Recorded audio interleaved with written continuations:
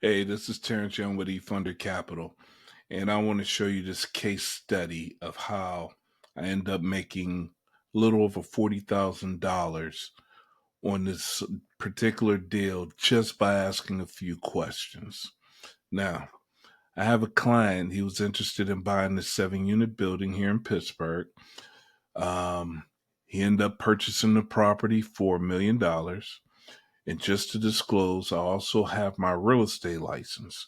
So, one of the questions that I asked when he came to me about this deal that he was interested in, I asked him if he was working with a realtor, and he told me that he wasn't. So, basically, I simply just asked him, well, how do you plan on negotiating the deal? He said he was going to go straight to the listing broker. And then I asked him, well, would you like me to help you, to do this? Because basically that person is going to be, pretty much looking out for his client. And then basically after a little back and forth, and, he agreed. So after all that was said and done, he ended up purchasing the property for $1 million, as you can see right here. As you can see, I was actually the selling broker on the property. And so this is how it looked.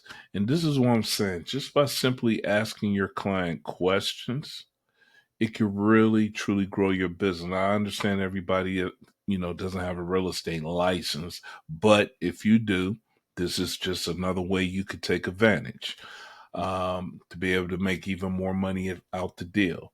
So if we look here, this is the HUD. So you see the purchase price was $1 million. So the loan amount was $800,000. Now, this is where it gets really great at, because the next question I asked him, because he needed a down payment. So if you really think about it, if I pull up a calculator, he's going to have to come up with, so it's $1 million purchase, and he needs to come up with at least 20% of that plus closing costs, right? So he needs $200,000. Now, if you see here on this HUD, he actually needs $276,120.52, right?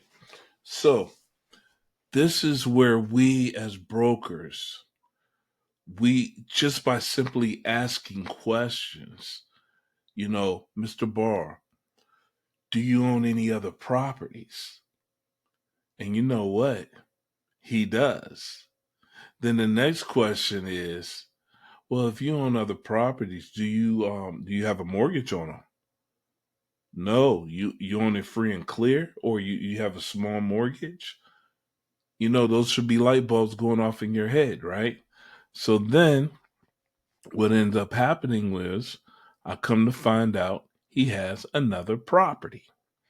So my next question to him is, or my next statement to him is, well, it's a question. Would you be interested in buying this property with no money out of your pocket? So basically, his question was, well, how do we do that? I like that idea.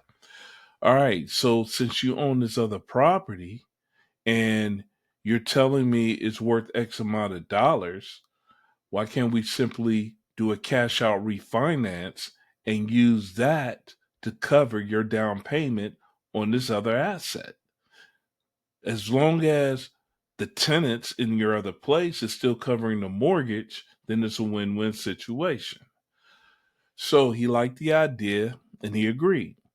So here, let's jump to this particular property. This was a cash out refinance, and I was able to get him a loan for $288,000. And after fees and everything, he got back $273,558.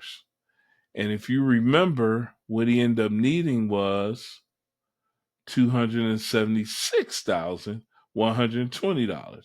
So we didn't quite cover 100% of it, but think about it. He's buying $1 million property that's cash flowing. He needed $276,120.52. So if we take that, and then I was able to do a cash out refinance on this property, which netted him $273,558.33. All he had to do is bring to the table $2,562.19. So $2,500 is all he had to bring to the table. He loved it, right? Now, look at us as a mortgage broker, how we get paid on this. So now on this particular refinance, off of a loan of $288,000, let's look at page 2 of the HUD. So this is my company here, C Funder Capital, but they got E Funder LLC, but that's my company. So here we got paid $5,760 plus a $495 admin fee. So in this particular deal, we made $6,255. And I want you to understand, this all closed. If you look at the date, August 29th, it's a couple of years ago, but I'm just showing you as a case study. This all closed at the same time, okay? So if we go back and we look at this one, same thing, August 29th, 2022. And if we look at page 2 of the HUD, and on this deal, the $1 million deal, as a broker, we got paid another $16,000 on that deal, plus a $495 admin fee, which we charge, right? Now, if I was just a broker on this deal, we just made over $22,000, almost $23,000, just by simply asking a question. Do you own other properties? Would you like to come out, get this deal with no money out of your pocket, or as little as possible, right? Because remember, he only had to come to the table with $2,500. So then, because I'm a realtor and I did the purchase, I was able to make another $16,975. Now, if you do have your license, depending on the company that you might not be making all that because you might have a commission split or something. It all depends. But for me, there's that. Plus, I don't have it on here because it was on the third sheet. There was also another $475 admin fee that I made on the real estate side. So that was a total of $40,200 that I made on this particular deal. So I'm here to tell you that loan brokering could be extremely lucrative. All right. So if this excites you, I'm inviting you, if you're not already in, to join my group, Become a Funderholic. I'm a Funderholic, right? Because I love the fun deals. You could go here, Funderholics.com/community. That's Funderholics.com/community.